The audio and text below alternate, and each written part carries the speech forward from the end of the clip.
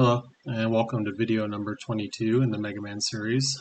This video is on collecting weapons, in particular the Hyperbomb. So in our last video we had a boss fight. We defeated BombMan and we collected the weapon part. And by collecting the weapon part, now we have BombMan's, basically his ability, which is to be able to conjure up bombs and throw them. So we're going to give Mega Man the Hyperbomb in this video, and the ability to switch between his active weapons. And we're also going to apply color changes to certain items, the weapon energy, the extra life, and the magnet beam. So when you're in the original game, if Mega Man actually switches between his different weapons, those items change their colors to match his palette. So we're going to be doing that as well. So let's take a look at what we're going to have by the end of this video.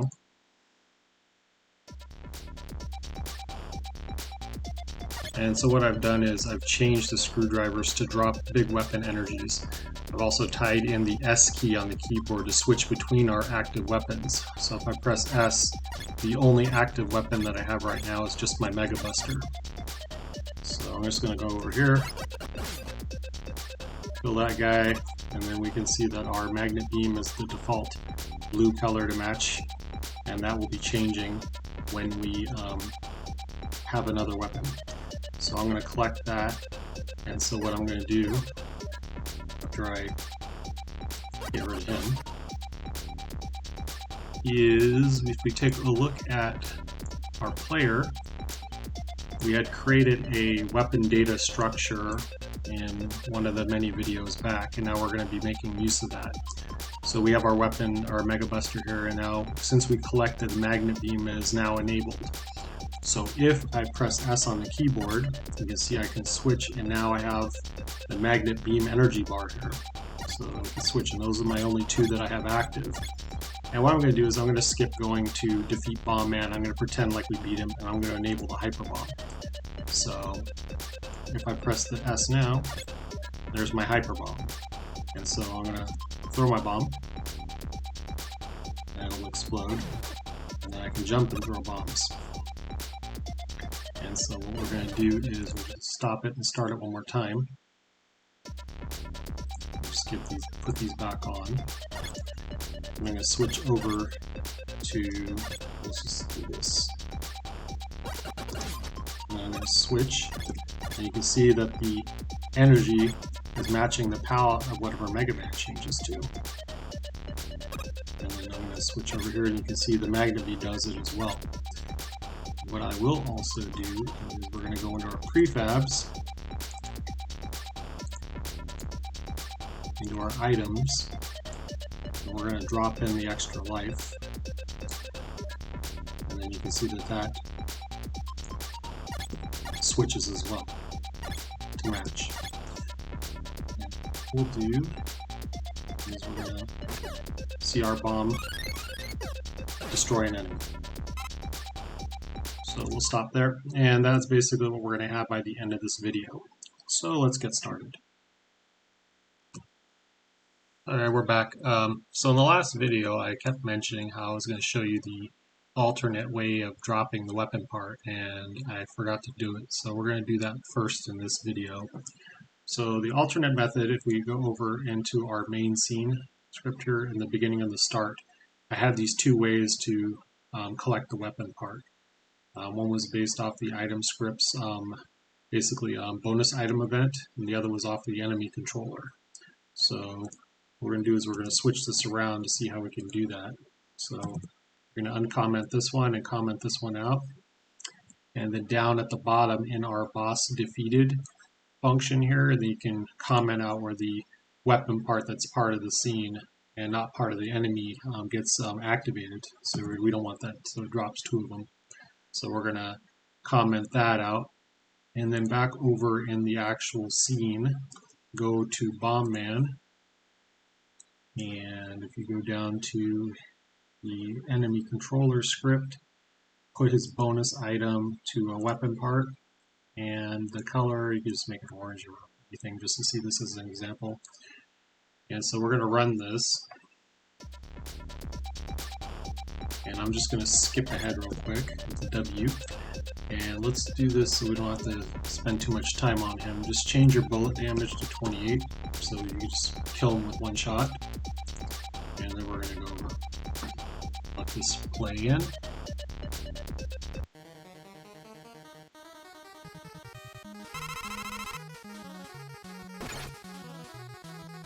And there.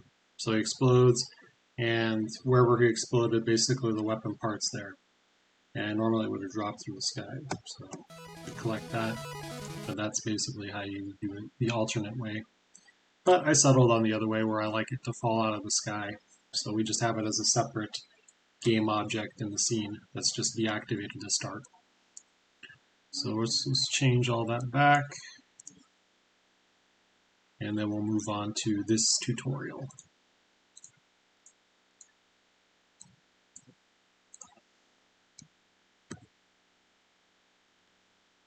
Save that.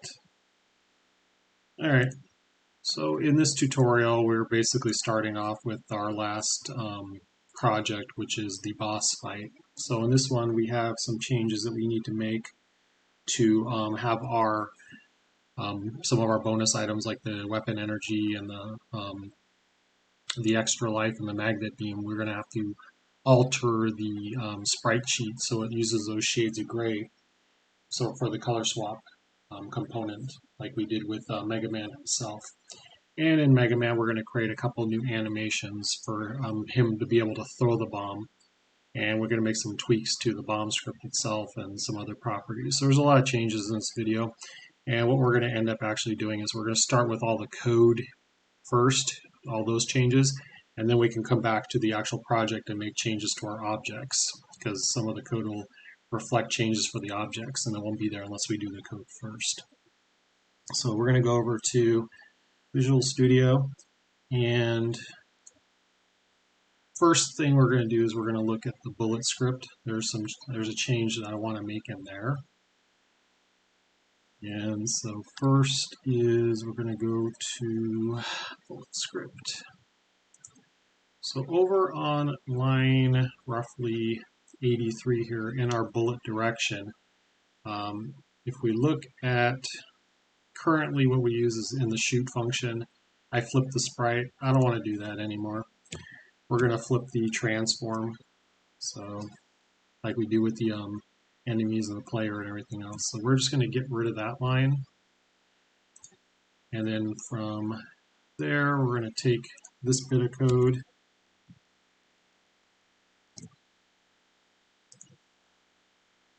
and we're going to put that after the direction.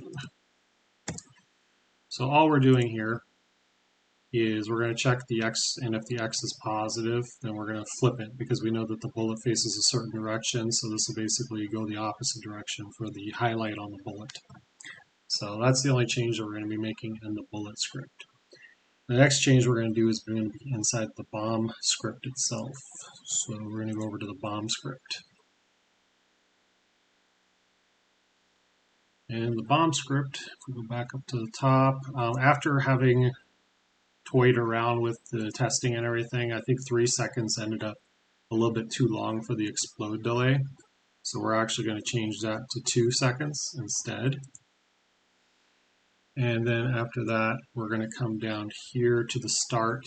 And as I was testing it out, the circle 2D and the rigid body were staying on trigger and kinematic. And as like, why is it going on? Well, the problem is that when this runs, this ends up running after we toss the bomb, the first frame. So it ends up, whatever changes we make to these actually gets reset back here. So what we're going to end up doing actually, we're going to just move these in the awake right after we get the components. So now when this runs, nothing will overwrite it, and it'll happen when the awake function happens instead. And then we're going to change the direction. So here's the direction. And we're going to add in the same thing like we did for the bullet script. So we don't need that anymore. We're going to come down here, line 12.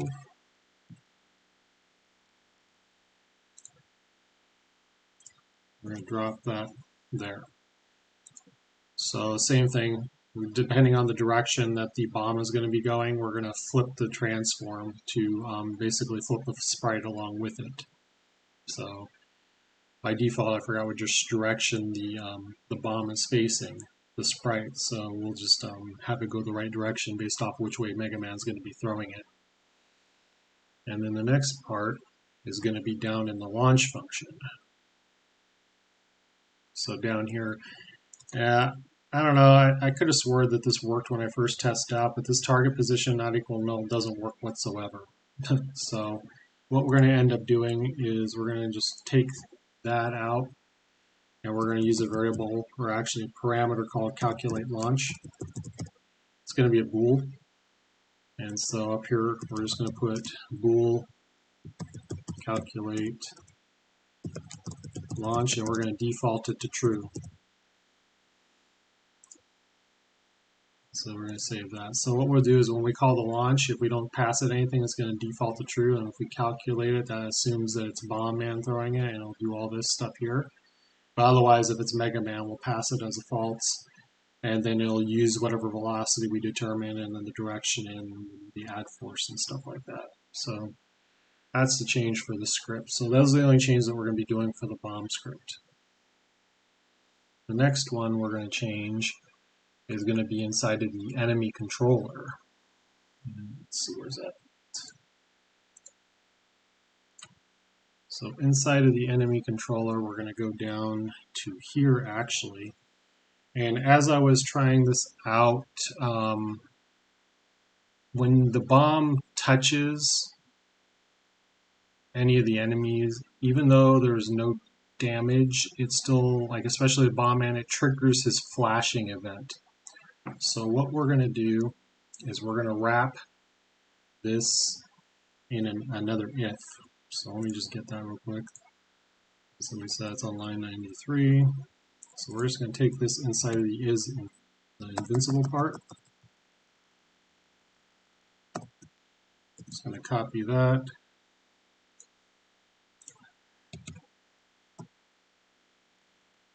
And drop that in there. So what we're going to do is we're going to say if the damage is greater than 0, then we're going to execute all this code. But otherwise it'll just be ignored. So, and then we're going to still call our damage event and then do the health bar stuff. And then I also added in here if the damage clip is in, it'll then play it. So it's kind of a little bit of a safety check. So it doesn't like cause any errors, like null exceptions and things like that. So that's all we're going to be doing with the enemy script. So the next one we're going to change is going to be inside the explosion script. Now in the explosion script, the only change we're going to be doing here is we're going to be using, instead of the stay 2D, we're going to be using enter 2D. So we're going to just change that to enter. And the reason we're doing that is when the bomb explodes, and the explosion is going to keep basically when it's on stay, it's going to keep going boom, boom, boom, boom, boom, and therefore it's going to take more health away from the enemy than it's supposed to. Now, the player didn't matter because as soon as he gets hit, he goes invincible when he gets his knockback. And so when he was going invincible, it only affected him that one time. However, the enemies don't. BombMan does, but the other enemies, they don't have where they go invincible after they take a hit. So when they get this, it just keeps repeatedly. So if you were to throw your bomb against like Big Eye and he's got like a health of 20, it basically takes him out real quick, and it's not supposed to. It's only supposed to take 4 away from his health. So we're going to switch this to enter 2D. And so that's the only change we're going to be making in the explosion script. So once the explosion hits them one time, that's all it hits them. It's just the one time like it's supposed to. And so next one we're going to do is the item script, which has to do with the bonus items. So we're going to come up here to the top. Now the bonus items are going to be making use of the color swap, just like Mega Man does. So with the color swap, we need to do the,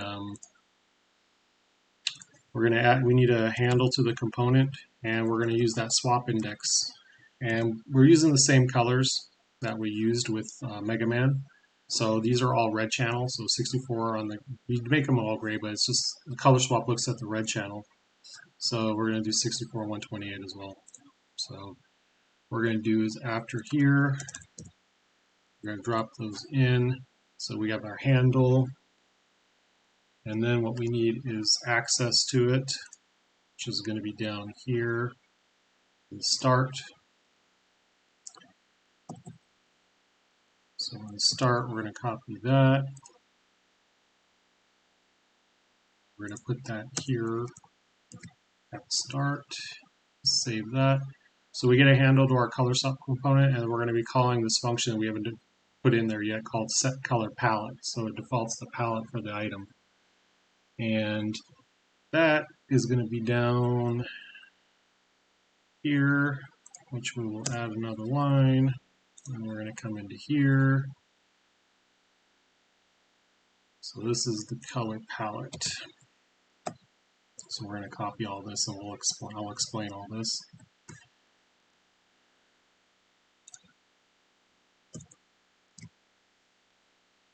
So let's save that. Okay. And we're gonna have to come back, and we're gonna don't worry about these. These are gonna get fixed when we do the player controller. I ended up actually renaming some stuff because I used player a lot, and I basically changed a lot of those. So this will be fixed once we update the player. So don't worry about that right now. So what we do is we first check to see if color swap's not null, which basically means we were able to get a handle to it. Keep in mind that not all of our bonus items use the color swap, so that's where we're going to check to see if it's null or not.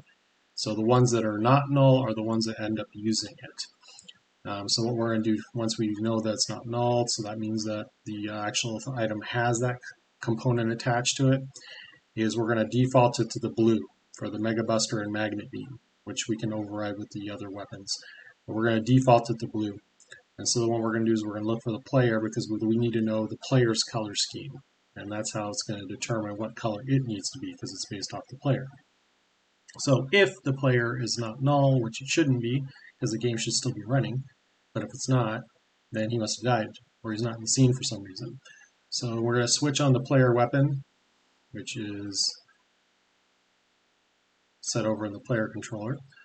And we're going to look for the types of weapons. These were originally the boss names, but I changed it to the actual weapons. So then we're going to basically change these colors on each of these. So the Hyperbomb, the Rolling Cutter, which is Cutman, Thunder Beam, which is Electman, and then the Firestorm, which is Fireman, Super Arm Gutsman, and Ice Slasher Iceman. So all we're doing is we're switching on each of these, and we're just setting the colors for the primary and the secondary colors on each of these. These are the same colors that we have over in the player controller when we did the color swap on Mega Man. So when you have a chance, you can pause it there, type those out. And then once we have whatever colors that we set in the color swap component, then we just apply them. And so that's what we do there. And then next, we're going to go down to line 293. And in here, we're going to change this actually to enable weapon part. Because I didn't like apply, it's more like enabling it. So I just renamed the function, which will be updated over in the player controller. And then what we need is down here, Magnet Beam. So I'm going to copy that. Go above. So then we're going to check and see if the type is Magnet Beam. And if it is the Magnet Beam, then we're going to call a function in a player control called enable Magnet Beam and passive true. So that'll give them the Magnet Beam. Now keep in mind the Magnet Beam hasn't actually been built yet, but we can enable it and get our nice cool blue bar of energy, just so we can look at it. We'll get to actually building out the Magnet Beam weapon, utility, whatever you want to call it, later in a different video. So those are the changes. that we were making into this script. So we're going to save that, and then we're going to move on to the player controller, which is going to have some changes too. So player controller. So what we're going to do first is after is shooting, we're going to add another bool, and it's going to be called is throwing, so we can throw a bomb. And then what we're going to do is put these in here. This one too, actually. So after the freeze, I'm just going to overwrite those and put this there. So these were actually defined in the player shoot, and we're moving those out so that we can use them in other functions when we start doing the other weapons. So these have been moved out, and then this is actually new. This one is, we're going to basically, it's a flag whether we can use the weapon or not, and it's because of the bomb. The bomb's got a timeline, and we don't want him to be able to throw any more bombs until the bomb explodes, and the other weapons are kind of like that too when we get to building out the other weapons, I've noticed. So after that, we're going to come down here, and I ended up renaming this, so I'm just going to take this little block here.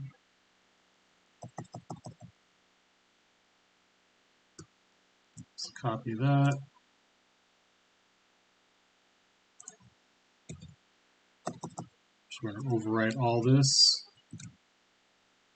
So I ended up renaming it from where it was player weapons or something like that, and I changed all the names in here. So now it's got the actual weapon names, and we're going to default to the Mega Buster. And in the weapon structs, I changed it from, I don't remember what it was called, player weapon struct or whatever. Now it's called weapons data, so it's a little bit shorter of a name. And I renamed this one too from just weapon to weapon type. So let's start back up here. If you need to pause, you can type this out. So these are all the names, and we're going to default to the Mega Buster. And then down here, we're going to have now weapon struct, and these are all the members for that structure. And we're going to rename it to weapons data. Okay. And then next, we're going to go down to line 127. Before that, it's going to be called, well, we're going to fix that function, so it doesn't matter. So set weapon, and then we're going to have a new one. We'll just put this in here. Take those two, drop that, save that. Yeah, it's going to be fixed. So fill weapon energies. Then I'm going to come down here to line 205, down here, and we're going to add a new function that hasn't been defined yet. So we're just going to take this actually. These are all the same, I'll just have a comment above it. So we'll just do this. There. So we're going to be calling, after all the input and stuff is taken, then we're going to call a function called fire weapon. That's going to be basically for our shooting. And then I'm going to add in the switch weapon. So down here, I'm going to add an S for switch.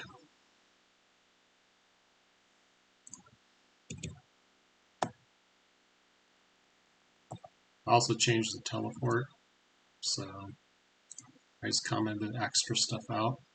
So I'm just going to put this in first.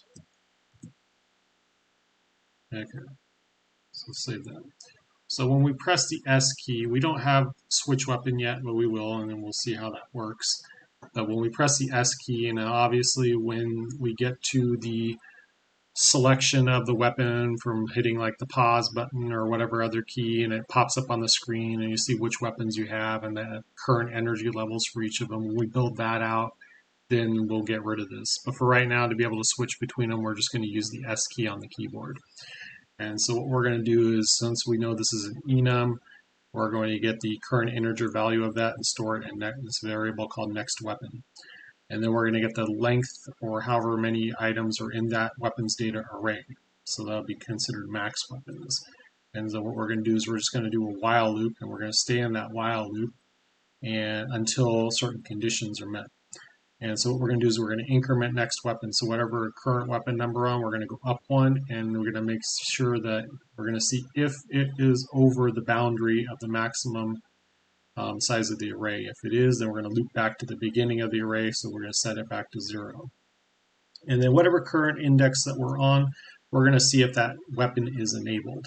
And if it happens to be enabled, then we're going to call this switch weapon, and we're going to pass it the weapon that we just switched to. Now, if it is not enabled, then obviously it's going to come through this loop again. It's going to increment to next weapon one more time, and et cetera, until it finds an enabled weapon. And there should technically always be an enabled weapon on the Mega Buster.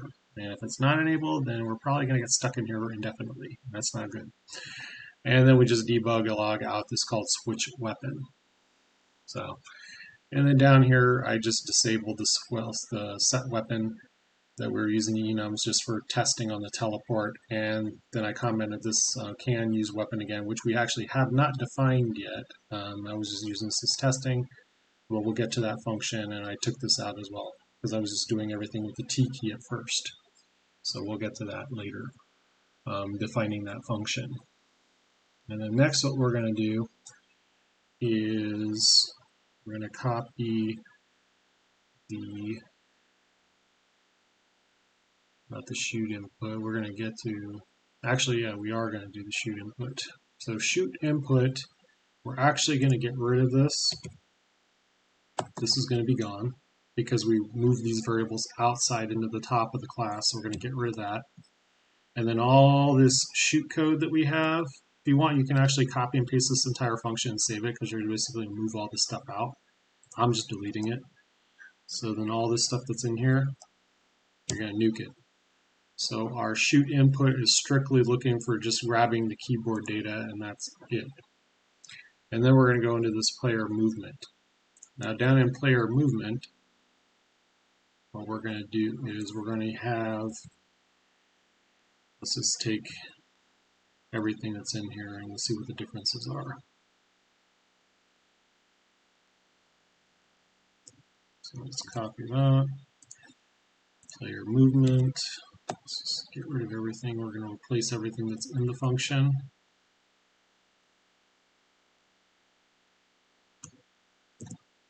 Okay, so here.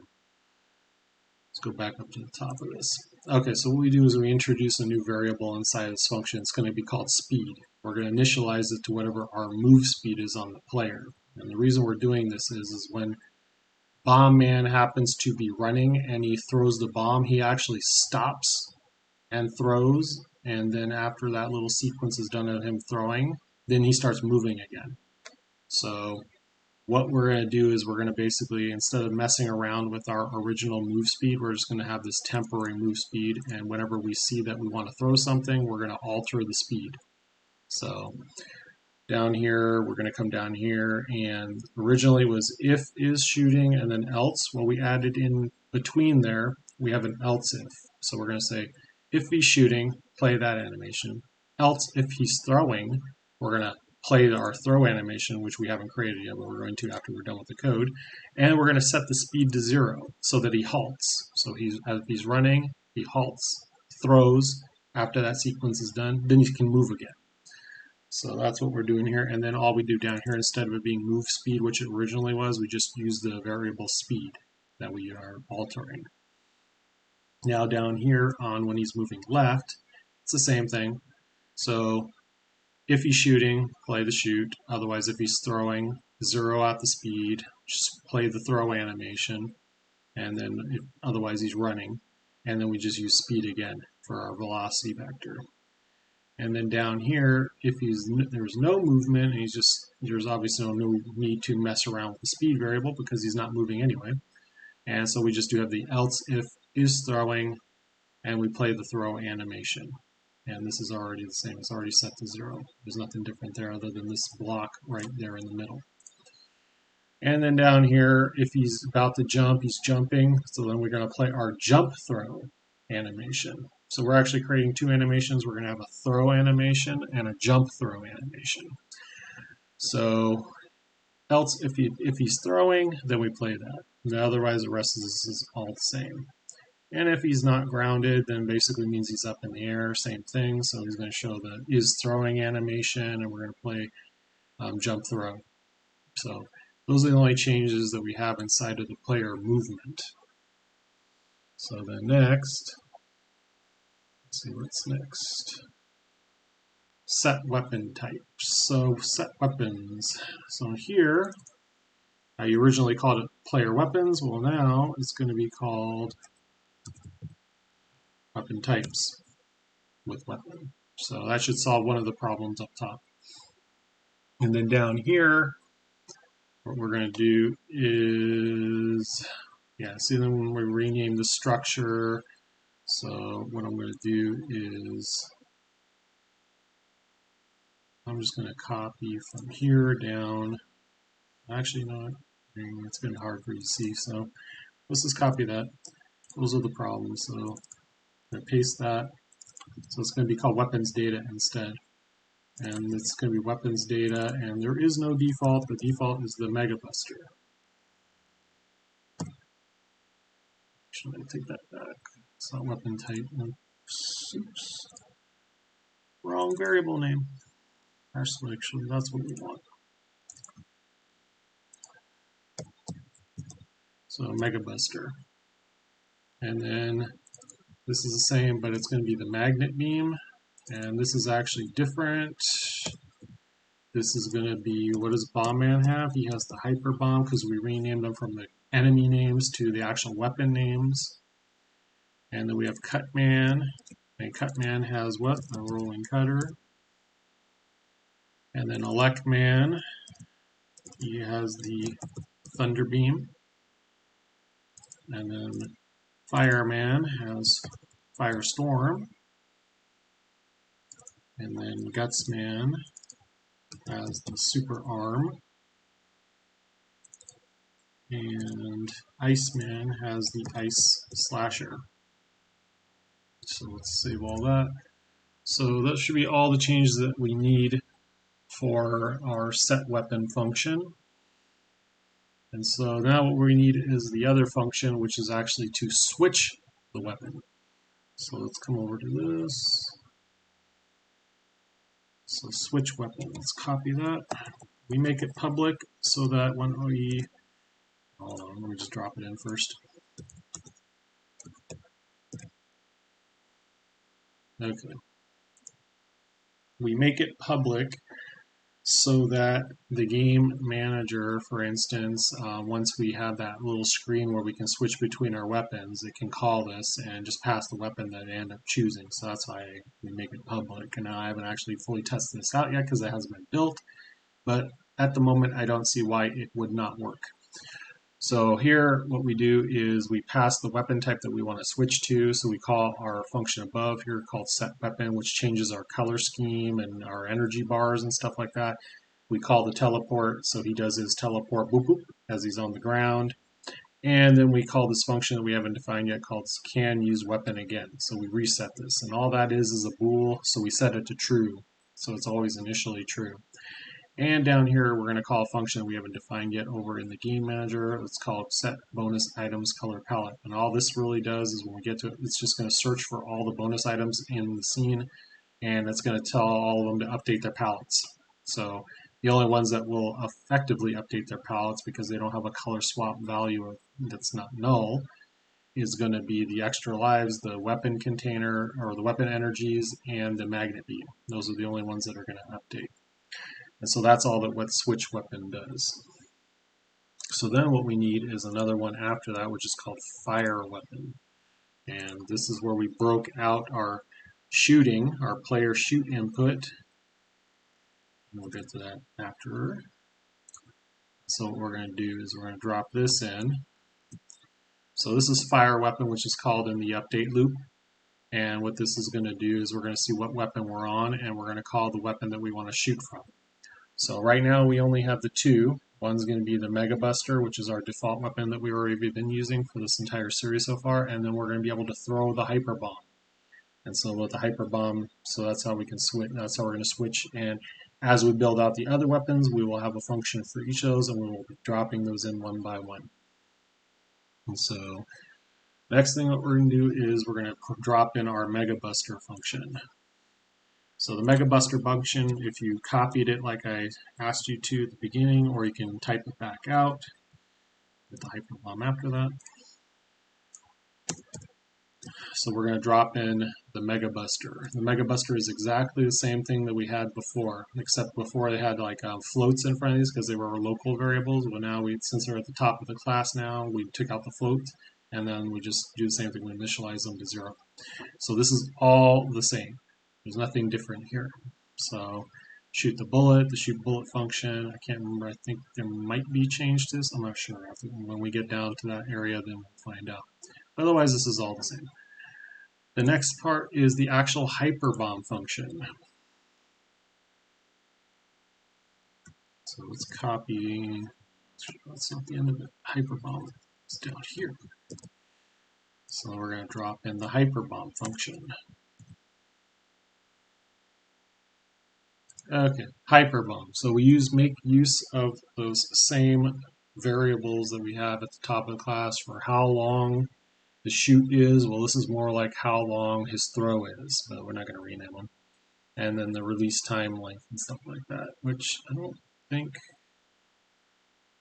Yeah, I don't know why I left that in there. We don't even make use of this anymore, but whatever. It's there, no big deal. So what we're going to do here is we're going to check and see shoot key if it's being pressed, and we can use our weapon. So it basically means if this is true and then we're pressing our key and then that's true, then we're going to execute this little block of code here. And so what we're going to do is we're going to check our weapon data. What this is the Hyperbomb, so that's the one we want to use. So we're going to index our weapon data, look at the Hyperbomb index, and we're going to check and see if the current energy level is greater than 0, which means that we can actually throw a bomb because we have energy to do so.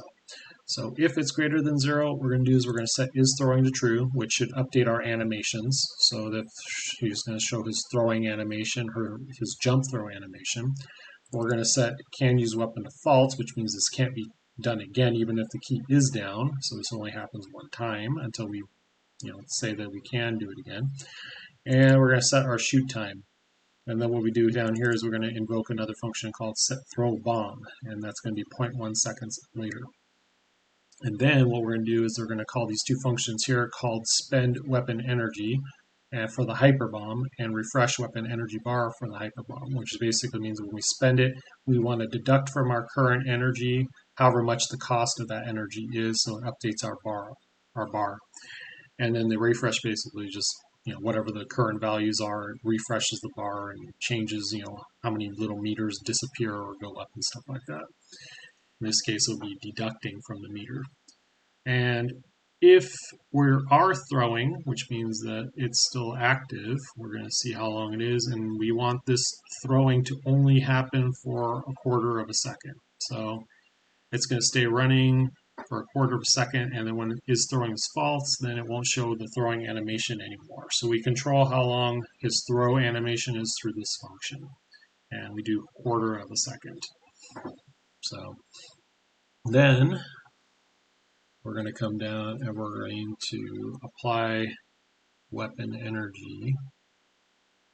That's going to be after the life energy. So right here, these functions that basically I defined a long time ago, and now we can finally fill this one out. So apply weapon energy.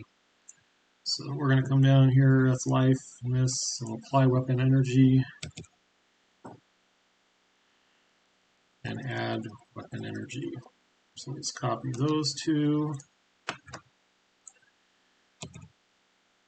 Just replace that and drop that there. Okay, so apply weapon energy. And what we do is pass the amounts, just like the health, except it varies, because we need to know which weapon we're applying the energy to, which would be the current weapon that we're selected on.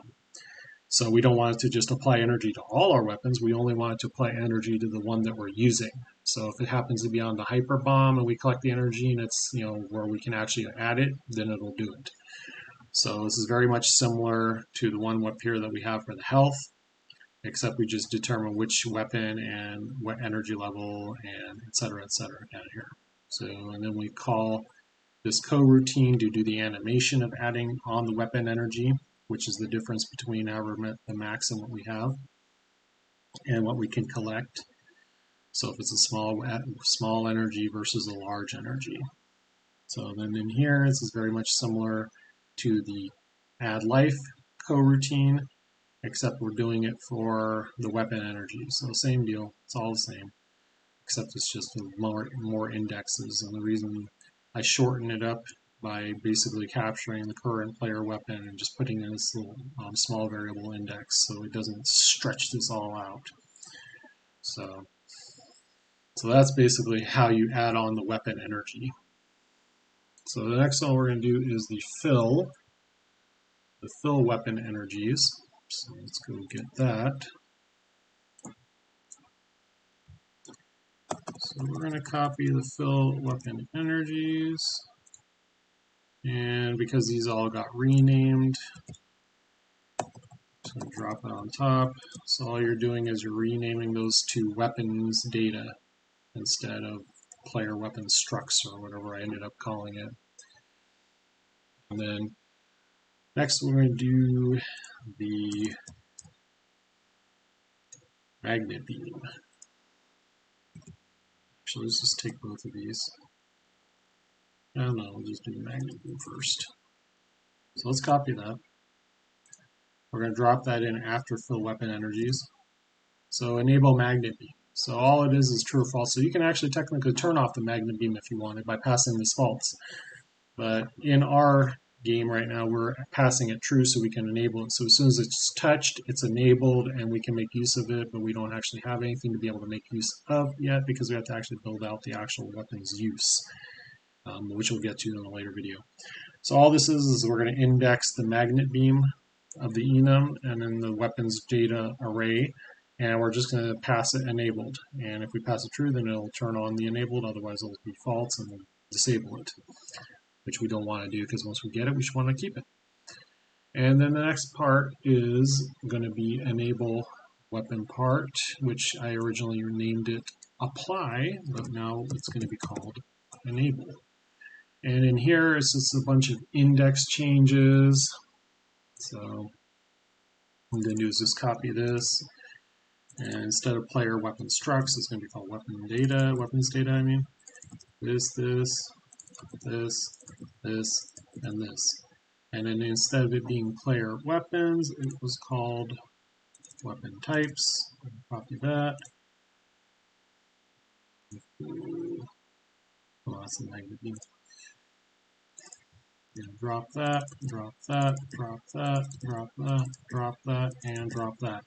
And then here, the weapon part enemies is correct, but the names inside are going to be different. So this is definitely the enemy, but the option is going to be the actual weapon name. So that's going to be Thunderbeam. And that's Firestorm for Fireman. And then that's going to be the Super Arm for Gutsman. And then that's going to be the Ice Slasher for Iceman. So we can save that. So those are the changes that we make for the enable magnet or the enable weapon part. So we can basically, it's the same thing as before. So as soon as we capture a weapon part, we enable that weapon in our weapons data array so that we can make use of it. And so the next one we're going to do down here after shoot bullet, which there are no changes in this stays the same. It's going to be, we're going to add in our function called throw bomb. So now we're going to be able to throw a bomb. So I'm going to copy that, drop that there. Okay, throw a bomb. So what we do is we instantiate a copy of our weapon prefab, which is in our weapons data array index of Hyperbomb, because that's the weapon prefab that we want to instantiate. So because I renamed all these, we're going to have to rebuild this out. So then you can see it as we're doing it. So this entire array basically has gone poof. So we're going to redo it on the prefab of the player. So we get a copy of the bomb, and then what we do, just like we did with BombMan, so we can differentiate between his bombs and then Mega Man's bombs, is we just use the prefab's name and we tack on the game object. In this case would be player, the game object name, and we're gonna just wrap that in parentheses. So one will say like BombMan in parentheses, or this will be like bomb player in parentheses, or whatever. If you decided to rename Mega Man from player to something else, it'd be whatever name that is. The location of the bomb where we're going to place it is the bullet shoot position, which will be updated with our throw animations. And then contact damage, if you notice in the game, when the bomb never actually causes any sort of damage to the enemies when they come in contact with it. It isn't until it explodes that it causes any kind of damage to them. So we're going to set that to 0, so no touching will hurt the enemies. Then what we do is we set the explosion damage here with the weapon damage from our weapons data array index of Hyperbomb. So we're going to set that in our weapons data array. Explosion delay.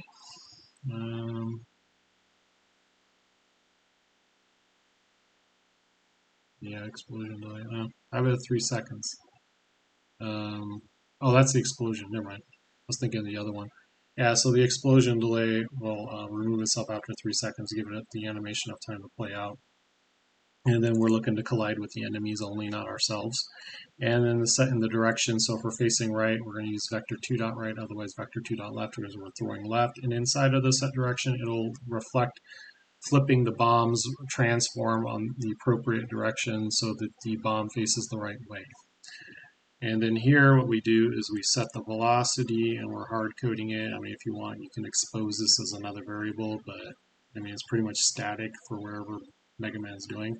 So on the X, we pass it a unit 2 units, and on the Y, we pass it 1.5 units. So that's the throw velocity. Then we're going to say bounces is true, and in the BombMan video, when we created the bomb, we created a material called bounciness, I believe it was called. And so what we do is if this function gets a true, it applies that material to the rigid body, I think it was. And so that it'll become so our bomb will bounce when it hits the ground. And then on our explosion event, we add a listener can use weapon again. So this is basically when the bomb explodes or the explosion is gone, then this basically gets fired, and we're going to say, oh, okay, so we can use our weapon again. So that's why we're going to see, so when Mega Man's not able to keep repeatedly throwing bombs, not until the bomb explodes. So this is how we're going to do that. And then what we do is we say launch, and in launch we pass it false, basically meaning that we're not using the launch data calculation, we're actually passing it the velocity and everything how we want it to do it. So we pass it false so that it executes, where's it at? Come back to it, bomb script. So that it runs this instead of the calculator version. And that's basically it for throwing a bomb. So the next thing what we're going to add is spend weapon energy and refresh energy bar and can use weapon again. So I'm just going to drop all 3 of those in and do them one by one. So boom, drop those in and save. Okay, so here spend weapon energy, which we pass the weapon type, which we currently have set, and all we're doing is we're subtracting whatever the cost of using that energy is. In case of BombMan, it's a value of 2, so we're subtracting 2 from the weapon's energy when we use that weapon. And then all we're doing here is we're clamping it to make sure it's not outside the bounds. So it doesn't go below 0, and even though it's a negative, it should never go above the max. So all we're doing is clamping the current energy value. So that's all spend weapon energy does. And then the refresh energy bar, we pass it the weapon that's in question, which should be our currently selected weapon, but you can do it for any one of them. And what we're going to do is we're going to see if the energy bar's instance isn't null. If it's not, then we're going to say it's on the player weapon. That's the bar that we want to basically make these changes to. And then we're going to pass it the value of the current energy divided by the max energy. So that's basically a percentage of where the bar should be at. So you know, a mask basically handles that entire showing the black versus showing all the bars, etc. So that's all that refresh weapon energy bar does. So the reason I created these two functions is because they're going to be used in the other weapons. So I don't want to have to repeat this thing over and over. So that's why we just created these two so we can call them from any of those. And the last one here is going to be can use weapon again. And all that does is set our flag here back to true, which basically means yes, we can use our weapon again. Because when the bomb gets thrown, it's set to false, so it doesn't happen. And until the explosion event happens, we can't throw any more bombs, and then this will be set back to true. Hey, looks like we can throw another bomb, but only if we have the energy to do so. So that's one of the checks in the throw bomb. So then we're going to do down here is on 683, sorry, not 683, 906. We're going to make a change into take damage. So inside of take damage, let's just copy the entire function inside here. Copy that. So everything inside of take damage. Oops. Paste. This is very much just exactly like the enemy controller. All we're doing is we're just wrapping this inside of if the damage is greater than 0, then do all this. So that's all that we're doing in here. So we're just checking to see if there's damage to actually apply damage. Otherwise, it just ignores this entire block here. So seems I may have missed something. Oh, yeah, right. Never mind. I haven't missed anything. So this has to do with the game manager. So we're going to get to that actually next. So then what we do is over in the game manager, let's see here. We're going to go to the game manager, and then we're going to go up to the top. So here, this is now changed. So it's not going to be that, but what it is it's going to be called weapons struct. So you're renaming the structure that we're using here, and it's still going to be called player weapons, but the structure name changed, so now it's called weapons struct. So we're going to basically change the name there. Then what we're going to do is we're going to go down to line 331. Come on. Down here. So weapon structs, it is not weapon structs, it is called, weapons data. So we're going to save our weapons data into there, and then to restore it, it's the same thing, weapons data, and then we restore it. So that's for that, we're going to save that. Then we're going to go all the way to the bottom, past our bonus item random choice function that we have. And we're going to get our color palette. Oops.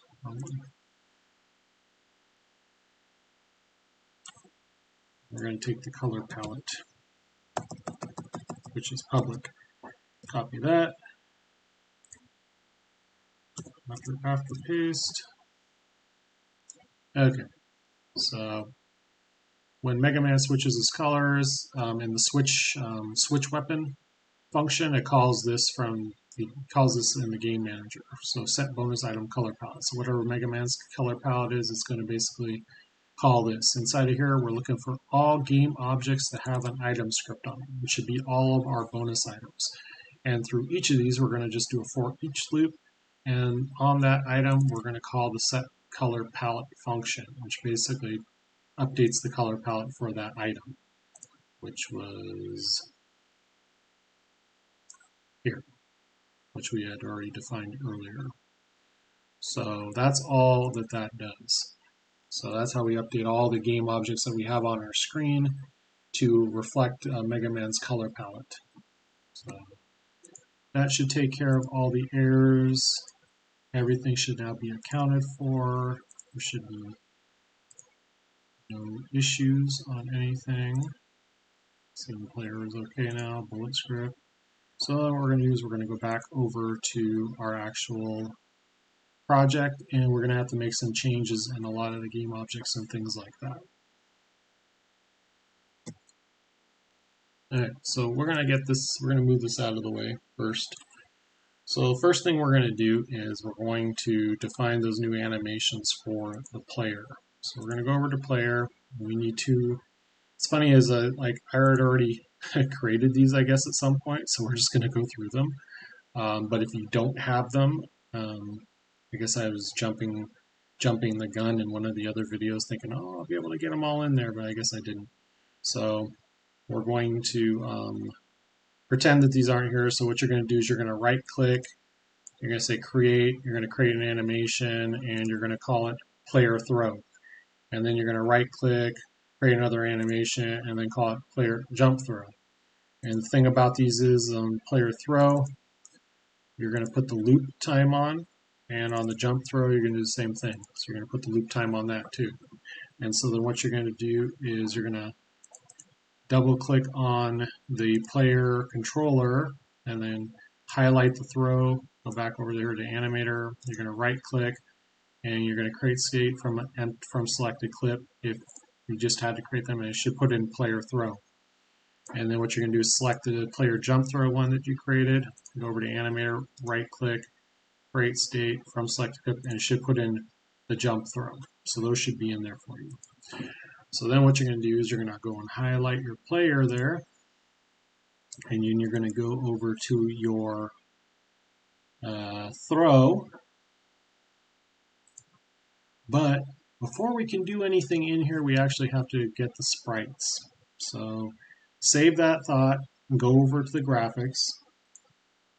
And inside of the graphics, what you're going to do is look for the player, which should be in there, and then you're going to hit the Sprite Editor.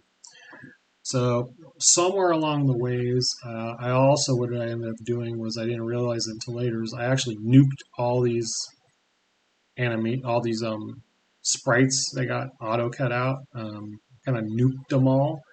And so the only ones that should be left were basically these, the main ones.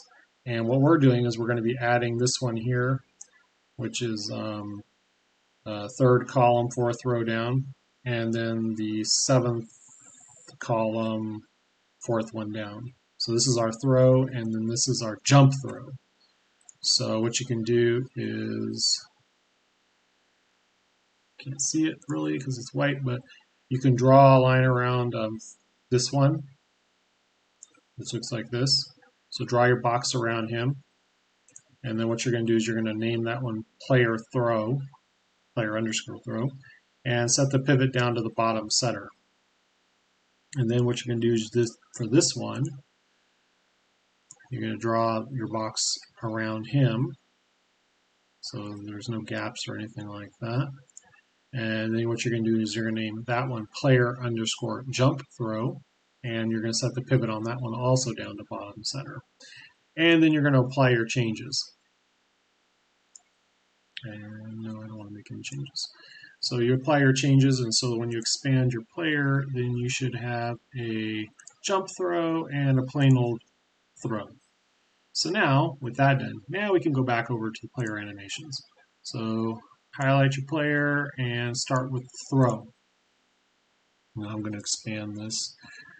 I'm going to expand these because I actually ended up making some changes to this. So first thing, yours is probably going to be empty for right now. So change the samples to 1 and hit enter. So you're only going to have one sample because it's just the one static arm throw look pose animation.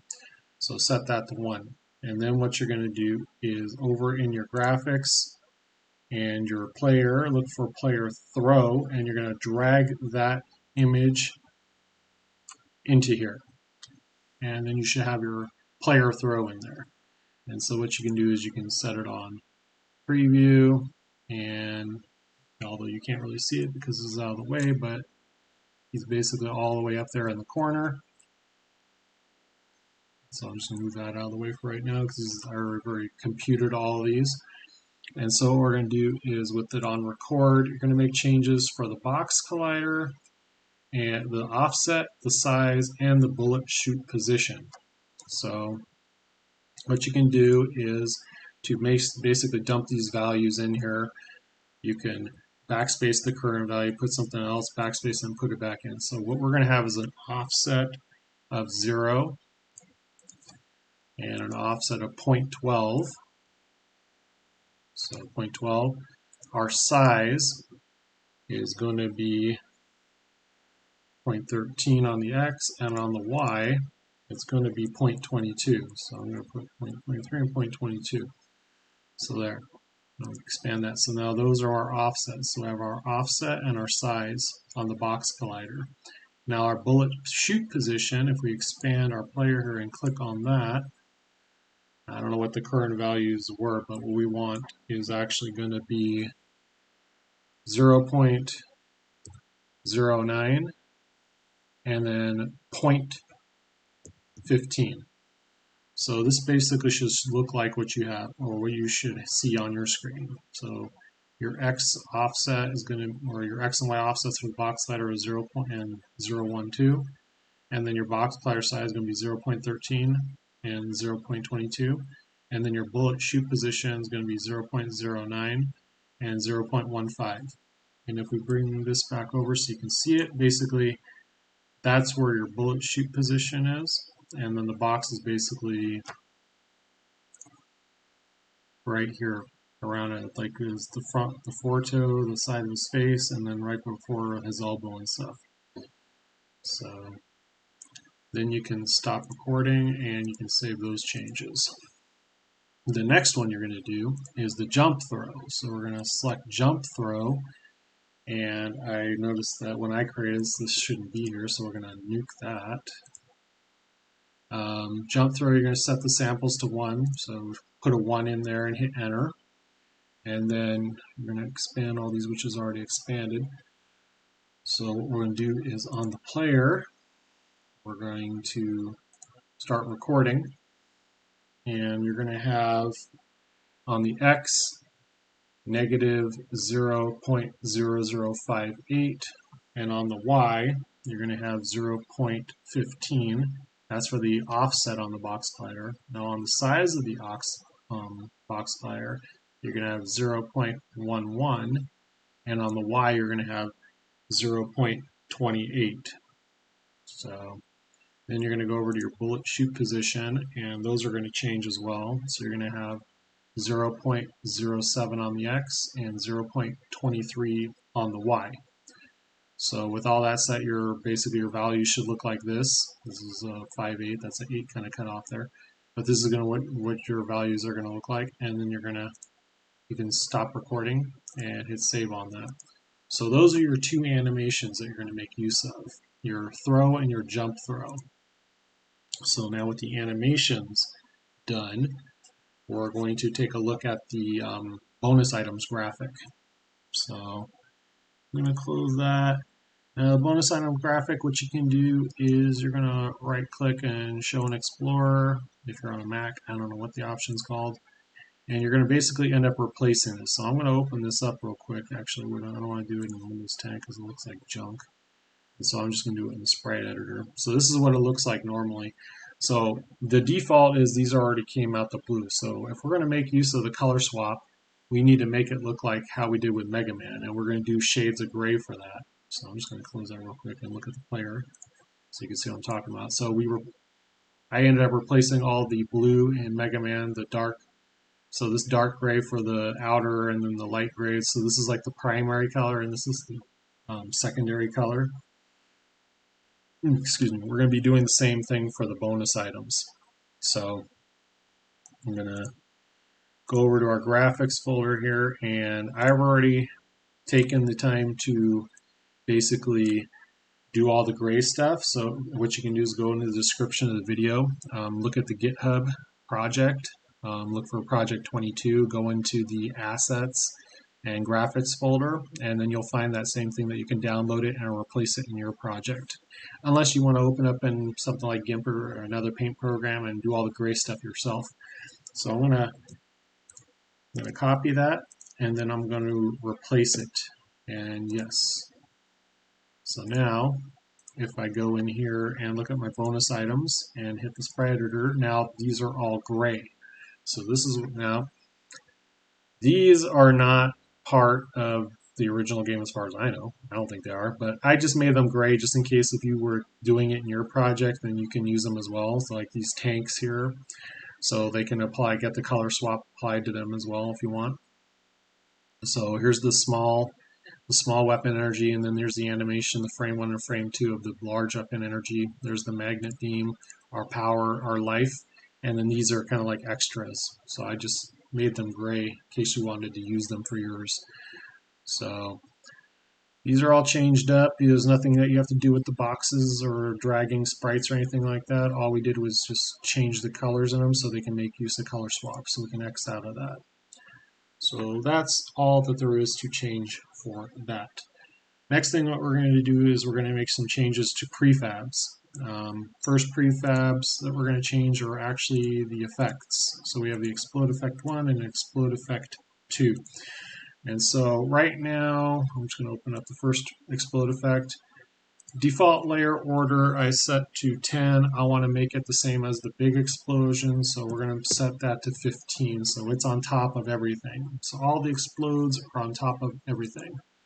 So that's for the first one. Then we're going to do the same thing for the second explode effect. So double click on explode effect 2, and then over here in the sprite renderer, you're going to do the same thing. Change the order in layer to 15. And save that. And that's all that there is to do with that.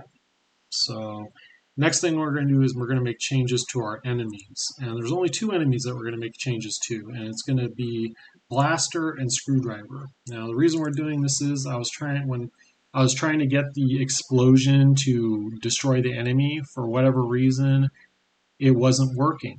And I was like, what is so different about these enemies versus the player taking an explosion or getting hurt by an explosion? I'm like scratching my head, like, what is going on? And then after a little bit of trial and error for a tad bit, I finally figured it out. It's because I have Blaster and I have Screwdriver, the rigid bodies. I have them set to static. And apparently when they're in static mode for the body type, it ignores anything that has to do with collisions and triggers and all that other stuff. So I kind of shot myself in the foot when I made them that way. But no problem. I figured it out. Now I'm telling you how to figure it out. And so what we're going to do is open up Blaster in the prefabs and go down here into his rigid body. And instead of it being static, we're going to change it to kinematic. And then what you're going to do is on collision detection, just change it to continuous. And sleeping mode, you're going to put to never sleep. And on all the constraints, just check all of them, X, Y, and Z. Because he doesn't move, he's static. So save that. Then you're going to do the same thing with Screwdriver. So open up, double click on the Screwdriver prefab. And then you're going to change the rigid body to kinematic. And change the collision detection to continuous and sleeping mode to never sleep. And then you're going to change the constraints. You're going to put a check on all 3 of them, X, Y, and Z, because he doesn't move.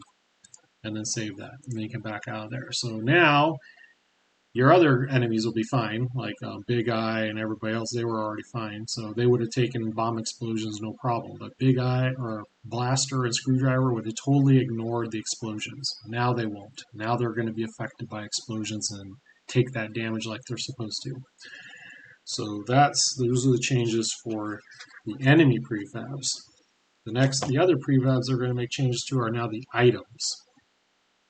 Now in the items, there's only the extra life, the weapon energy, and the magnet beam. So we're going to start with the extra life. So to make use of the color swap component, what we're going to do is we're going to be changing the material like we did on the player. So instead of using the sprites default one that comes with Unity, we're going to change that and we're going to use our color swap shader, or material in this case, that makes use of the shader. And so We're going to change that on the extra life, and then what we're also going to have to do is on add component. If you don't already have it, you can either try dragging it from the scripts folder, or down here in the search, just type in the word color, and you should have a color swap script with the little hashtag on the paper looking icon, and you can add on the color swap script. So you need that to be able to make use of the color swap component. So you're going to save that, and you're going to do that for the other 3 items. So it's the same thing. You're just going to change the material, and you're going to add on the script. So the next one we're going to do that for is the magnet beam. So we're going to change the material to color swap. And then we're going to come down here and add component and choose the color swap script. And then we can go back, and the next one's going to be the big weapon energy. Change the material to color swap. Add on the script.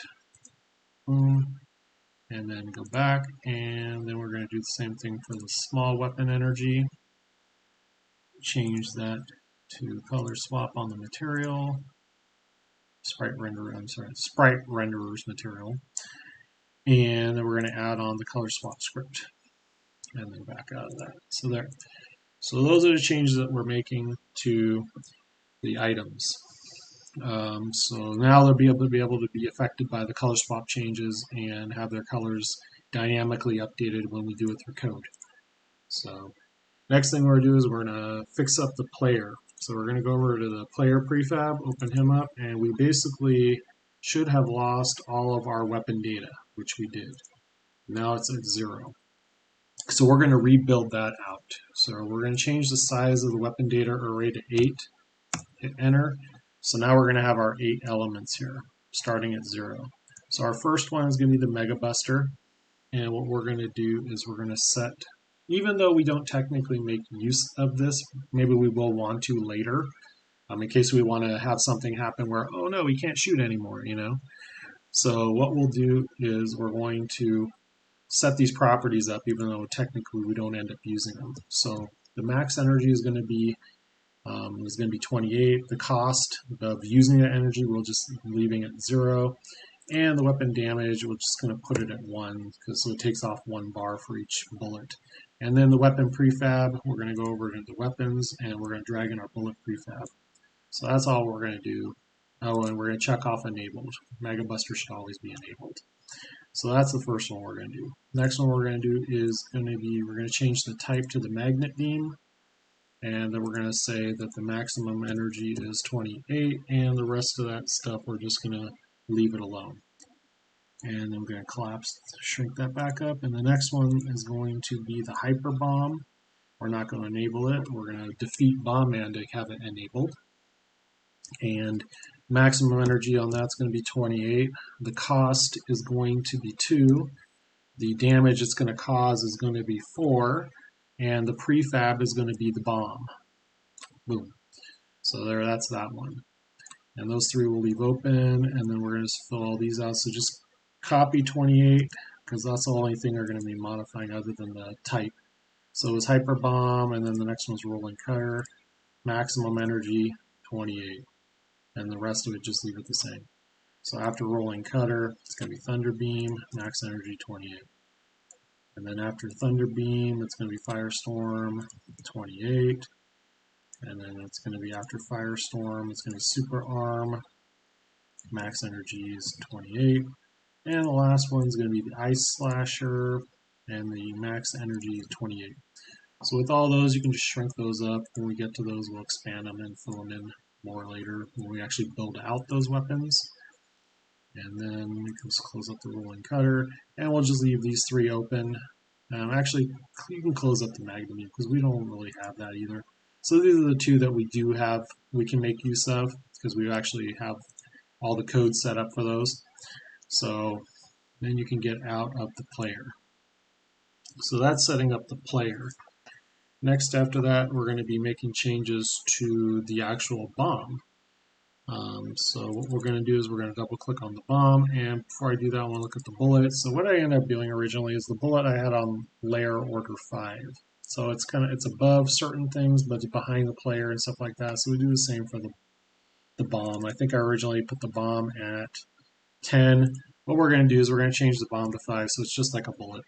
So you can play around with the layer order and everything like that if you want, but I'm going to just make it the same as the bullet. So the weapons will be like on layer 5. So it's like kind of like halfway between the back scene and the enemies, and all the explosions are way on top of everything else. And then what we're going to do is down in the script, the explode delay, we're going to change that to 2. So then we can save that. So those are the changes that we're going to be making to the bomb prefab. And the bullet prefab is fine the way that it is. So now in the scene, we're going to make some changes to the scene. First, what we're going to do is we're going to add in the magnet beam just so we can capture it and have it enabled and be able to switch to that weapon even though we can't technically use it yet. So we're going to go into items and we're going to drag in the magnet beam.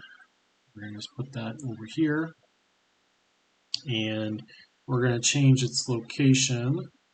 So the magnet beam we're going to put at a location of -8.39366. I should have cleaned this number up before I added it in, but I always forget to do that.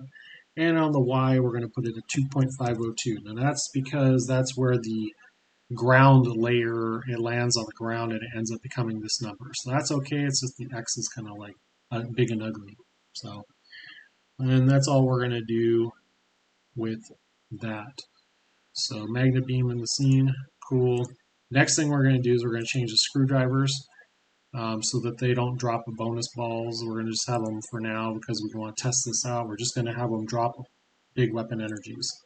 So on the first screwdriver, just change the bonus item type to big weapon energy. On the other screwdriver, same thing, just make it a big weapon energy. And then you can save that. And then the other thing is just for cosmetics or whatever. It doesn't really matter. It's not even cosmetics, but we're going to have it. So it's the player first, and it's the order, and then BombMan, Dr. Light, Magnet Beam, Weapon Part, which it is already. So then that's fine. We don't have to make any changes to that. And that's that. So now we're going to give it a roll and see what happens. Hope I didn't forget anything. So we're going to shrink this down, bring it in. And let's see, one other thing, forget. And we're going to start it up. Okay, so I'm going to press the S key, and as you can see down here on the console it says switch weapon, so the S key is working for that. And right now all I can do is switch to Mega Buster. That's the only one I have. So I'm going to go over here, I'm going to throw that screwdriver, and he dropped a big weapon energy like he's supposed to. But I can't switch to see any other colors. So I'm going to come down here, and there's my magnet beam. And I'm going to go and capture that magnet beam. And what I'm going to do is I'm going to go take a look at my player, and I should have all my weapon data here. I'm going to expand this magnet beam one. Oh, look, it's got a check mark now. Oh. Can I switch to it? Let's press yes. I can switch to it. So now I can switch between my Mega Buster and my magnet beam. Even though if I press the C on the keyboard, nothing happens because I don't have that weapon set up yet. So that works at least, because I'm going to shoot the Mega Buster or anything like that. And if I switch over to Mega Buster, now I can press the C key again and it'll start shooting. So cool. That works as expected. So what we're going to do is, let's just play this out. So I'm going to give my guy here, let's just shrink up the magnet beam. And for the heck of it, we're going to cheat just so that we can, where's it at? Bullet damage. We're going to give him 28 just so we can cheat. And let's go jump ahead with W. Let's go face BombMan so we can collect that weapon part. So we're just going to have one shot to kill him. Boom, and there he goes. And there's our weapon part that dropped out of the sky. And now we're going to watch before we collect it. Let's go on to the player. Here's Hyperbomb, right? Keep an eye on the enabled. So when I go to collect it, there. Now it's enabled. So now I should be able to do bombs. So let's check it out. We're going to let this play out. The scene's going to reload when this is done.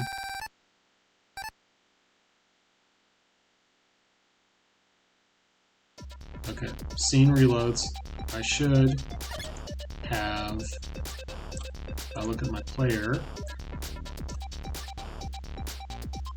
I have the Mega Buster, I have the Magnet Beam, and I have my Hyperbomb. They're all enabled. Okay, so I'm going to press S. There's my Magnet Beam. Press the C key, nothing happens. Press S. Yeah, look, I got that. So I'm going to press C. Oh, he threw a bomb. Look at that. Kaboom. So now you saw the fuse on the bomb was facing left, so let's check and see if our flip works. Oh, there. So now it's facing right. So the flip is working, at least with our set direction. And you can see as we're throwing it, it's taking out 2 energy bars for each throw, which it should be. And if I keep pressing C, nothing's happening. Pressing C, nothing happens until the bomb explodes and that event gets called where I can reset my can use weapon again function. And so I'm going to go on jump throw, so jump C. Jump C. Cool. So that works. So then we're going to take a look at the movement. So the speed, right? Well, before we do that, let's go explode this guy. Boom, throw the bomb over there. Kaboom! He just died. And then I just got weapon energy fill up a little bit, and that's what is supposed to happen. So the energy for the current weapon got incremented. And so what I want to do is, when I'm running, I'm going to press C, and what I should do is, because we altered the speed of when he's moving and he throws, he should stop as he's running. See, there, see, he stopped. He stopped when he was running to make that throw. And then he starts running again. So very similar to the game. So when you're playing the actual game, if he runs and you throw a bomb, he stops to make that throw and then he starts running again. So that works as expected. And so what I'm going to do is I'm going to come down here, we're going to switch, and you can see my magnet beam is green like it's supposed to be. I'm going to switch, and the color swap on the magnet beam is working like it should. So I'm going to collect it again, even though I already have it. Something happened. That's the problem with the S key. Probably held it down too long. I'd have to have a check to make sure he's done to fully teleporting and everything. So here's going to kill this guy. So I'm going to switch. Oh, I lost my Hyperbomb. That's because I killed the scene. But anyway, we know that it works. That little bug is just because the S key, if he's still teleporting, you know, the teleport, you need to check and see if it's done teleporting. But when you're in the, you're not going to actually have an S key like that. I mean, you can leave it as the S, but it's going to call up the menu to be able to switch between the weapons, and it's not going to let you keep pounding on the S one, so it'll keep it from basically getting locked up because it's like trying to fire it too many times. So we'll take care of that. It's not a big deal. We know it works. So, okay. So I think that basically does it. So that is switching weapons and altering those weapons' colors, and actually what we could probably do is going to make sure that all of these things work. So I'm just going to take this guy out real quick, and we're going to activate them all. Let's just see all the colors, because it's cool. So we'll see the Thunder Beam, we'll see Firestorm, we'll see Super Arm, and the Ice Slasher. So now if I press S, I can switch between all of those different colors. There's Firestorm, that's my favorite. And then the Ice Slasher. So now I can switch between all my different colors. And so what I'm going to do now is I'm going to drop in these items that have colors that change. So let's see, we have the extra life, boom. We have the big weapon energy on that side, the small weapon energy, and the magnet beam, which we already know. So I'm going to switch, So you see that they're all changing colors along with me.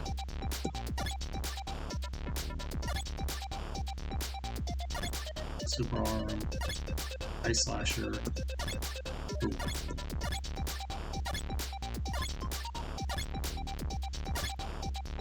There we go. So that's that. The only other thing I would probably say is what we can do is let's switch it over to let's just get rid of some of this. Just so that I can show you that it's should only apply weapon energy to the one that we're currently on. So I'm going to deplete this guy a little bit. So there. But now I'm going to switch over to this one, collect those weapons, and now if I switch back over to the Hyperbomb, I'm still depleted there. So it didn't increase all of them, it only increased the currently selected weapon, which is the one that already had everything in it. So that works as well. Now we are technically done. So that brings us to the end of this one. So now we're able to switch between weapons, the ones that we have enabled anyway, that we actually have code for, and graphics, etc. So we can switch between weapons. The weapons then switch colors along, or the items also switch colors. The ones that have colors to switch will switch along with Mega Man's color scheme. And we can throw our bombs, and our bombs explode and kill enemies and things like that. So that is the end of this video. So if you found it useful and you like it, give it a thumbs up. It's always appreciated. If you haven't subscribed to the series, you can always subscribe.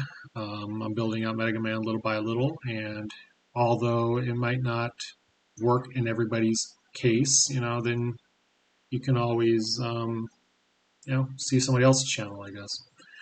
So if you like it, subscribe. We're building little by little, and then we're gonna, I don't know what the next video is gonna be honestly yet. I'm gonna try and figure that out, and then we'll see, and then I'll probably post it up on my Twitter. So have a good day, stay safe out there. I'll see you in the next video. Bye.